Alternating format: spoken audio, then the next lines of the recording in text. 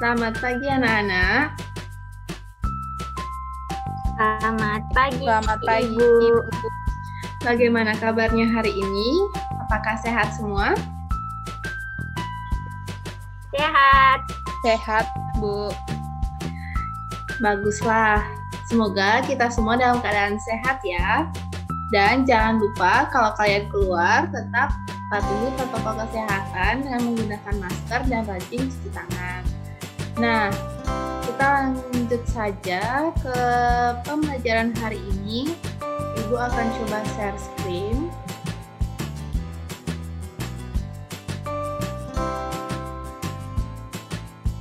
Apakah sudah terlihat? Sudah, Ibu. Nah, anak-anak, pada hari ini kita akan mempelajari tema 7, Indahnya Keragaman di Negeriku, subtema 1, Keragaman Suku Bangsa dan Agama di Negeriku, pembelajaran 1. Nah, sebelum kita memulai pembelajaran hari ini, alangkah baiknya kita awali dengan doa. Siapa yang mau memimpin doa pada pagi hari ini? Saya, Bu. Ya, Chandra, silakan. Baik, untuk memulai pembelajaran kita pada pagi hari ini, mari kita berdoa. Berdoa, saya pimpin dimulai. Berdoa selesai. Selanjutnya, untuk meningkatkan rasa nasionalisme kita, mari kita menyanyikan lagu kebangsaan Indonesia Raya.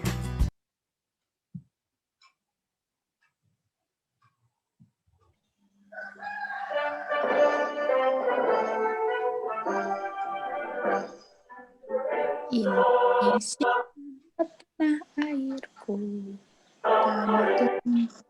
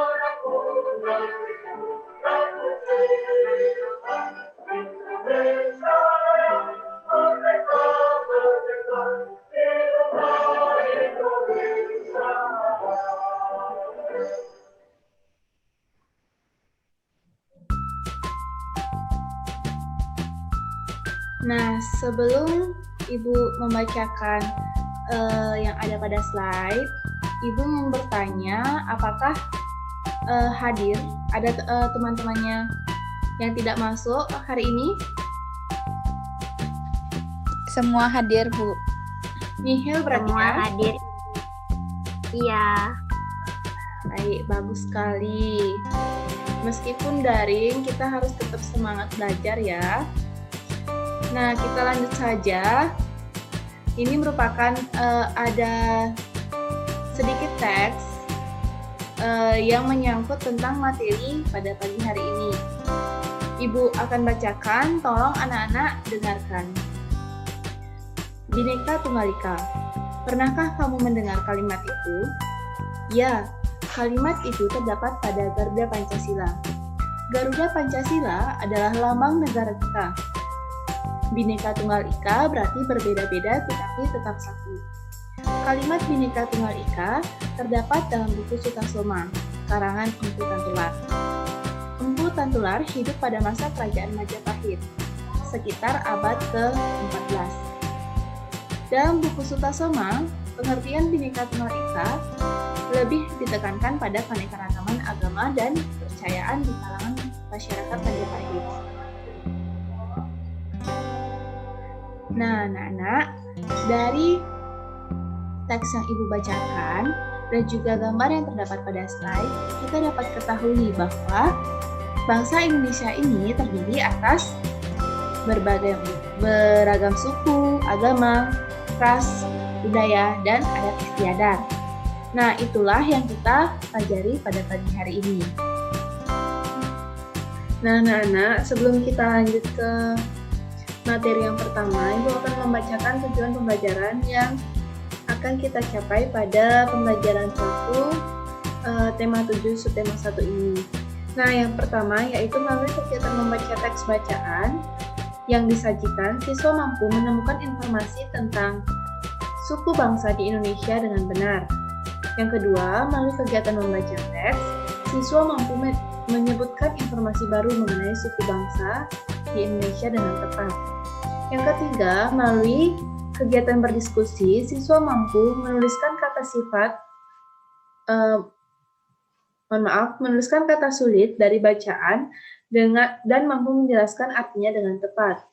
Yang keempat, melalui kegiatan berdiskusi, siswa mampu menjelaskan dan menuliskan pokok pikiran setiap paragraf dalam bacaan dengan benar.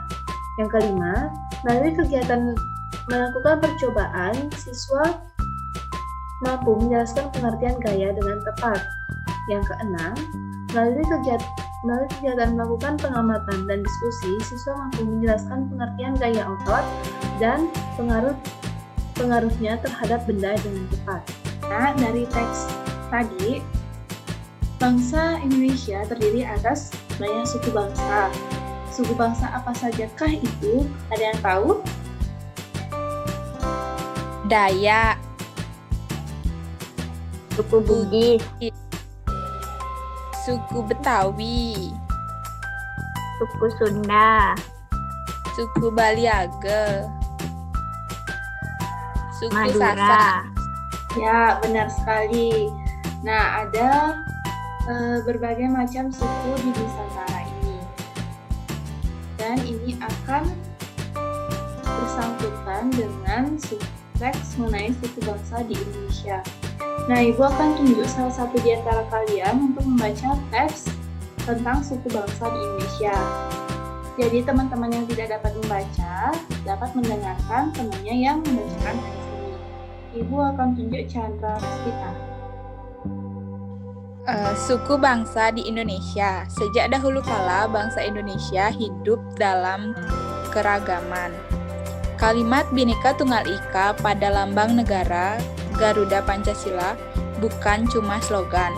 Penduduk Indonesia terdiri atas beragam suku bangsa, agama, bahasa, adat, dan kebudayaan. Tetapi semua dapat hidup rukun berdampingan. Berdasarkan sensus Badan Pusat Statistik BPS tahun 2010, bangsa Indonesia terdiri atas 1.331 suku. Berdasarkan sensus itu pula, suku bangsa terbesar adalah suku Jawa yang meliputi 40,2% dari penduduk Indonesia. Suku Jawa ini merupakan gabungan dari suku-suku bangsa di Pulau Jawa, yaitu Jawa, Osing, Tenger, Samin, Bawean, Naga, dan suku-suku lainnya. Suku yang paling sedikit jumlahnya adalah suku Nias dengan jumlah 1.041.925 jiwa atau hanya 0,44% dari jumlah penduduk Indonesia. Namun, suku Papua yang terdiri atas 466 suku, jumlahnya hanya 2.693.630 jiwa atau 1,14% dari jumlah penduduk Indonesia. Sedangkan etnis Tionghoa jumlahnya 2.832.510 atau 1,2% penduduk Indonesia. Ya, terima kasih Chandra yang sudah membantu Ibu untuk membaca teks suku bangsa di Indonesia. Nah, selanjutnya dari teks ini, Ibu akan tugasi anak-anak untuk mencari kata-kata yang sulit dalam teks tadi dan juga artinya. Selain itu, dari teks suku bangsa di Indonesia ini, kalian Ibu tugasi untuk mencari pokok pikiran pada paragraf 1 dan pada paragraf 2. Apakah ada pertanyaan mengenai tugas yang Ibu berikan?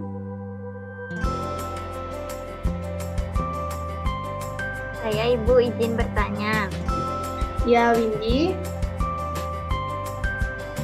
Bagaimana cara menentukan pokok pikiran paragraf, Bu? Ya, Saya bagus kurang sekali mengerti. pertanyaannya. Bagaimana cara menentukan pikiran pokok pada paragraf? Sebelumnya, Ibu akan menjelaskan apa sih itu pikiran pokok. Nah, pikiran pokok adalah ide utama. Pikiran pokok adalah ide utama dari sebuah paragraf.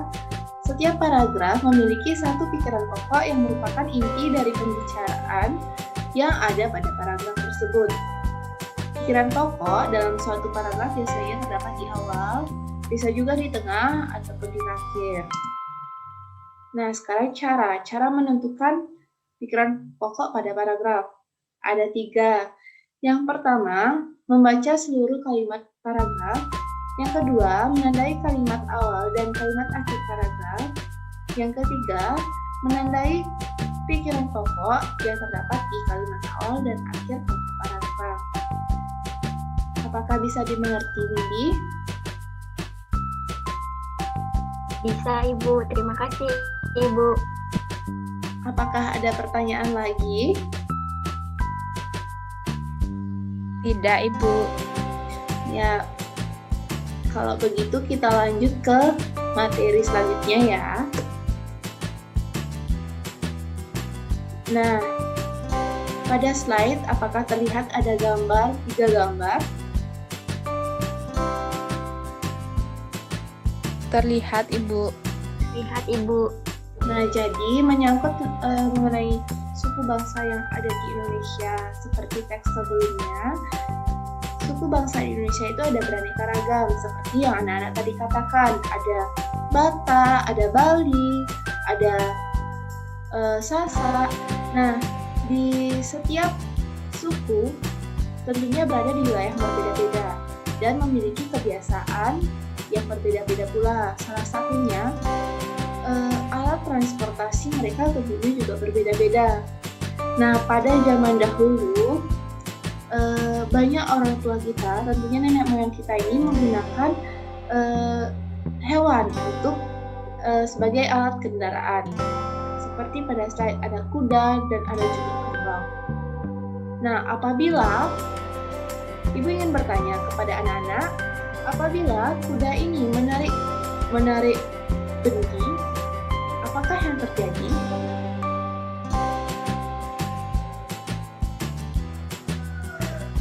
Bendinya akan bergerak, Ibu.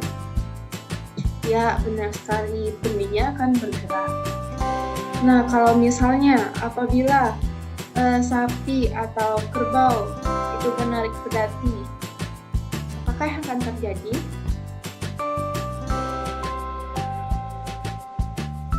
Pedatinya bergerak, Ibu. Ya, benar sekali. Tepuk tangan untuk kita semua.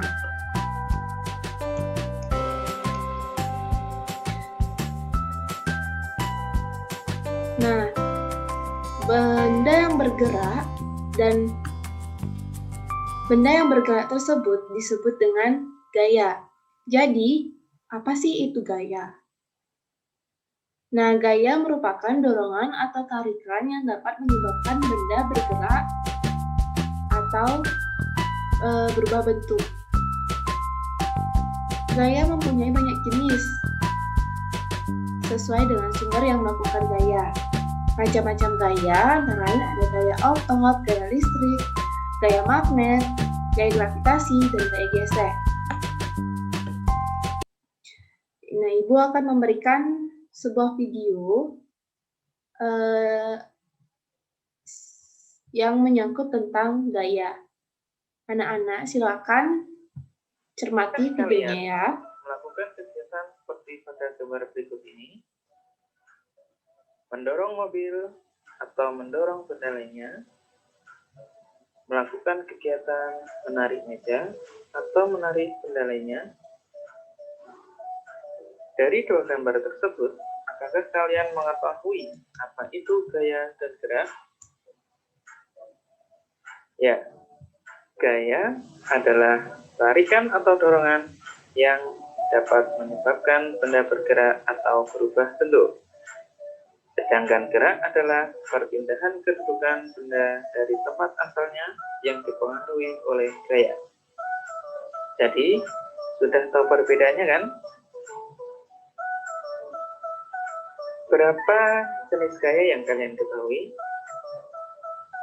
Mari kita simak berikut ini. Yang pertama adalah gaya gravitasi, gaya otot, gaya magnet, gaya pegas, gaya listrik, dan terakhir gaya gesek. Jadi, ada 6 jenis gaya yang akan kita pelajari. Berikut penjelasannya. Gaya gravitasi. Gaya gravitasi dipengaruhi oleh tarikan dari pusat bumi, sehingga benda yang jatuh akan menuju ke permukaan bumi. Manfaatnya, semua benda yang berada di bumi tidak melayang. Gaya otot. Gaya otot terjadi karena adanya gerak otot di dalam tubuh manusia maupun tubuh hewan. Gaya otot sering dimanfaatkan manusia dalam beraktivitas seperti berolahraga dan bekerja. Gaya magnet. Gaya magnet terjadi karena hubungan antara dua kutub magnet yang berbeda. Jika kutub yang berbeda didekatkan, maka saling tarik-menarik. Sedangkan kutub senama akan tolak-menolak. Sebuah magnet akan menarik benda berbahan logam seperti besi, kawat, paku, seng, sendok, dan lainnya. Gaya pegas. Gaya pegas ditimbulkan oleh gerak benda yang elastis. Dengan kata lain, dapat kembali pada keadaan semula. Contohnya, ketapel, surpanah, peredam kejut, dan pir dalam ballpoint.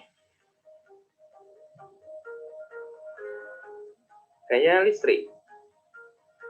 Gaya listrik ditimbulkan oleh aliran listrik negatif dan positif. Gaya listrik terbagi dalam listrik statis yang bersifat sementara dan listrik dinamis yang mengalir pada rangkaian listrik.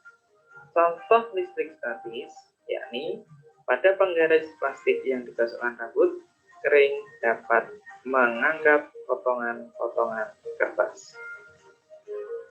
Gaya gesek. Gaya gesek terjadi ketika dua permukaan benda yang saling bersentuhan. Semakin kasar permukaan benda, gaya gesek semakin besar dan menghambat laju benda. Jika permukaan benda halus, gaya gesek semakin kecil dan mempercepat laju benda. Bagaimana benda jika dikenai gaya tersebut? Apa pengaruh gaya terhadap benda? Mari kita simak penjelasannya. Pengaruh gaya terhadap benda adalah yang pertama, menggerakkan benda diam, menghentikan benda bergerak, mengubah bentuk benda, dan mengubah arah benda.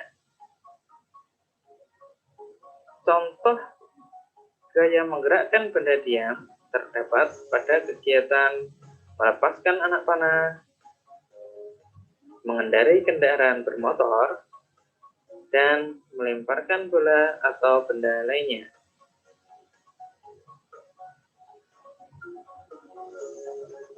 Menghentikan benda bergerak. Contohnya, mengerem kendaraan bermotor saat lampu lalu lintas menyala merah. Seorang kiper menangkap bola dengan kedua tangannya. Mengubah bentuk benda. Contohnya pada kegiatan memecahkan benda, membuat gerabah dari tanah liat, dan mengamplas kayu yang kasar menjadi halus. Mengubah arah benda, contohnya adalah mengembalikan shuttlecock saat bermain badminton, dan mengendarai sepeda atau kendaraan bermotor di jalanan yang berliku.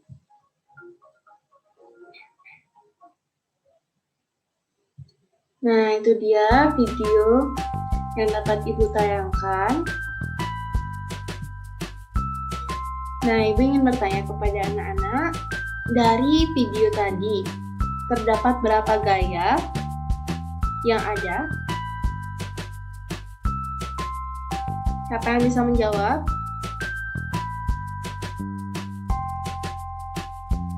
5, Ibu. Ya, benar sekali. Windy, apakah bisa menyebutkan kelima gaya tersebut?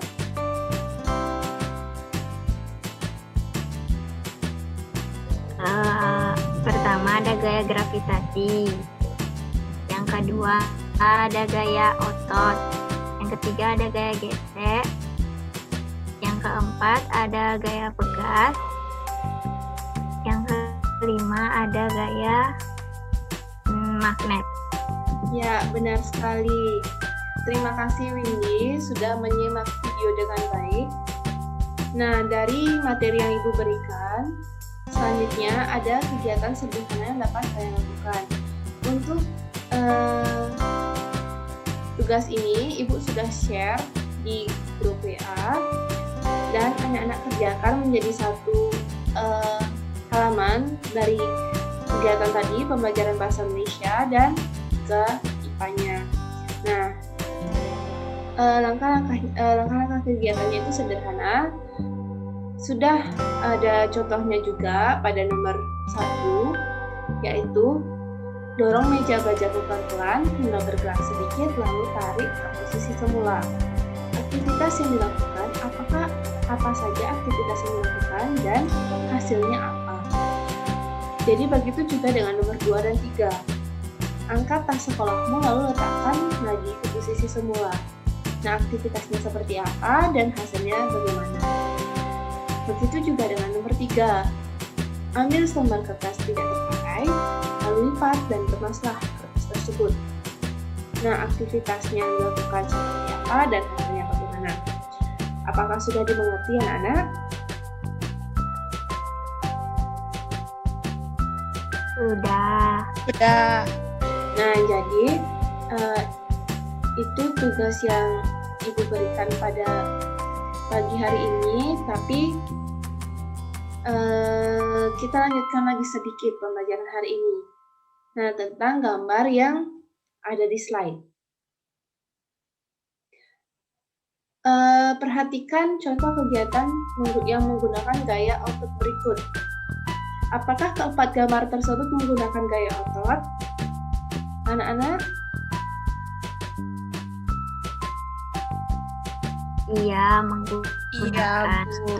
Menggunakan. Ya, keempat gaya di atas, keempat gaya di slide menggunakan gaya otot.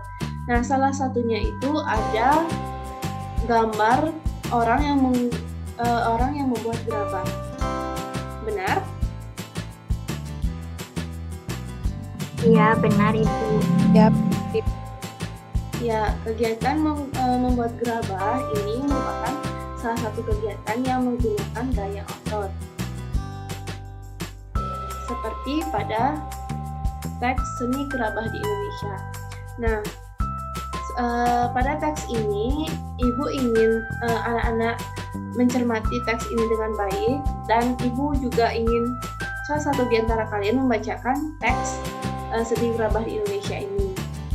Dan di akhir pembacaan teks, Ibu akan menugaskan kalian lagi untuk mencari hal-hal yang baru kalian ketahui dari teks yang ada di seni gerabah di Indonesia ini. Ibu tunjuk Windy untuk membacakan teks seni gerabah di Indonesia. Pada Windy, dipersilakan. Siap, Ibu. Seni gerabah di Indonesia. Tahukah kamu apa yang disebut gerabah? Berdasarkan Kamus Besar Bahasa Indonesia atau disingkat KBBI, gerabah yaitu alat-alat dapur atau untuk memasak dan sebagainya yang dibuat dari tanah liat yang kemudian dibakar, misalnya kendi dan belanga. Memang awalnya pembuatan gerabah untuk memenuhi kebutuhan alat-alat dapur, namun dalam perkembangan seni kerajinan gerabah meluas dan menghasilkan beraneka macam benda. Pembuatan gerabah secara tradisional tersebar di wilayah Nusantara. Di Jawa, tempat yang terkenal dengan pembuatan gerabah adalah Kasongan, Yogyakarta. Kasongan adalah nama daerah di Kecamatan Kasihan, Batu. Letak Kasongan kurang lebih 8 km di sebelah barat daya Yogyakarta. Gerabah Kasongan awalnya biasa saja. Rajin Kasongan dahulu hanya membuat barang-barang rumah tangga seperti anglo, cobek, atau kendi. Namun pada tahun 1970-an, Bapak Sabtu Hudoyo, seorang seniman Yogyakarta, mendidik perajin di sana. Mereka diajari cara membuat karya seni dari tanah liat. Sejak saat itu, seni gerabah semakin bermunculan. Para perajin membuat kendi yang lebih unik. Mereka juga membuat vas yang dilengkapi aneka hiasan. Semakin hari, pengetahuan dan keahlian perajin semakin berkembang. Hasilnya, seperti yang kita lihat dari ini, gerabah Kasongan menjadi terkenal dan banyak dicari. Di Kabupaten Lombok Barat, Nusa Tenggara Barat, ada sebuah daerah yang terkenal dengan seni pembuatan gerabah, yaitu di Banyumulek. Ada satu karya unik dari seni kerajinan gerabah dari Banyumulek ini, yaitu kendi maling. Umumnya, kendi atau wadah air mempunyai lubang di bagian atas untuk mengisi air. Namun, kendi dari Banyumulek ini mempunyai lubang untuk mengisi air pada bagian bawah. Konon, pada zaman dahulu, kendi ini dibuat untuk raja sebagai pengaman supaya maling yang berniat meracuni raja kebingungan mencari lubang di bagian atas kendi. Masyarakat Pulau di Maluku Tengah juga membuat gerabah yang disebut sempeh. Mereka kebanyakan membuat sempeh untuk keperluan rumah tangga. Ada sempeh yang digunakan sebagai kompor, tempat memasak makanan, dan membuat obat-obatan tradisional. Ada pula sempeh yang digunakan sebagai wadah suguhan dan berfungsi seperti piring. Di Papua saat ini, tradisi pembuatan gerabah ditemukan di pesisir utara Papua, tepatnya di Kampung Abar. Kampung Abar adalah salah satu kampung di Danau Sentani, Kabupaten Jayapura. Umumnya, pembuatan gerabah di Kampung Abar dilakukan wanita. Konsumen gerabah dari Kampung Abar adalah para wisatawan yang datang ke Danau Sentani. Bagi para wisatawan, gerabah Papua itu menarik karena dibuat dengan tangan kosong tanpa mengandalkan teknologi alat pemutar. Bentuknya yang tidak halus dengan motif-motif khas Sentani juga merupakan daya tarik gerabah Papua. Sudah, Ibu. Ya, terima kasih Windy sudah membantu Ibu untuk membacakan seni gerabah di Indonesia. Nah, dari teks seni gerabah di Indonesia ini, informasi penting apakah yang baru kalian kenali, baru kalian ketahui dari teks seni gerabah di Indonesia? Ada yang tahu? Saya, Ibu. Ya, Windy lagi. Informasi yang baru saya ketahui itu yaitu salah satu seni gerabah kendi dari Banyumulek, di mana lubang pengisian airnya itu berada di pada bagian bawah kendi, bukan pada bagian atas kendi. Ya, benar sekali. Tepuk tangan untuk Windy.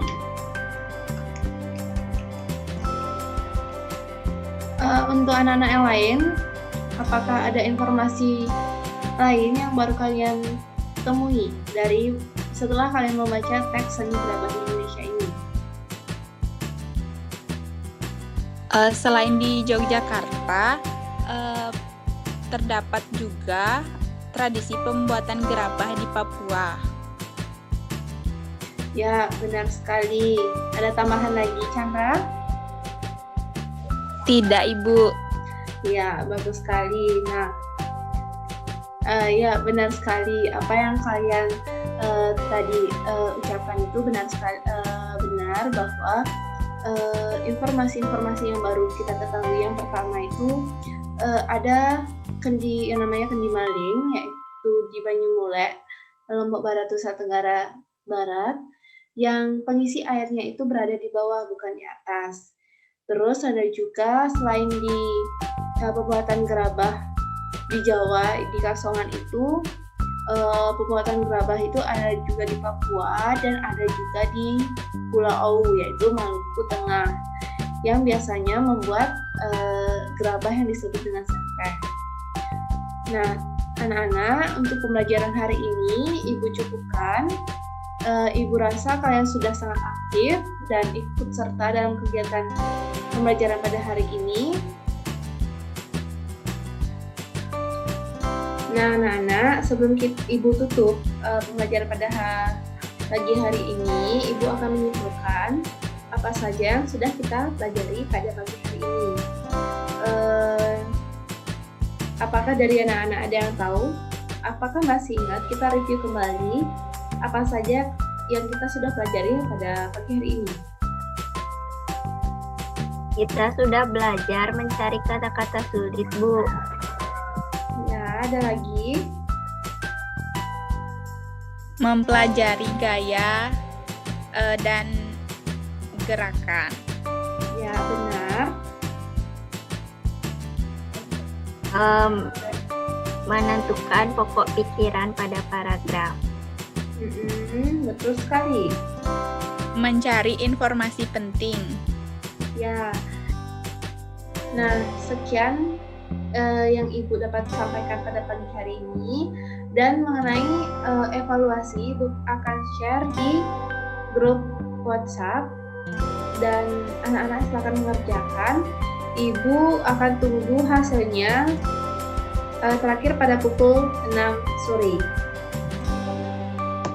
Apakah ada pertanyaan, anak-anak? Tidak, Ibu. Bu.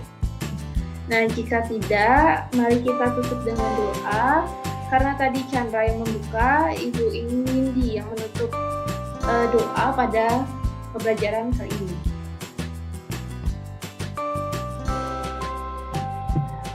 Baik, Ibu dan teman-teman, marilah kita berdoa menurut kepercayaan dan keyakinan masing-masing. Berdoa mulai. Berdoa selesai. Kasih anak-anak. Sampai jumpa. Terima kasih kembali, Ibu. Terima kasih kembali, Ibu.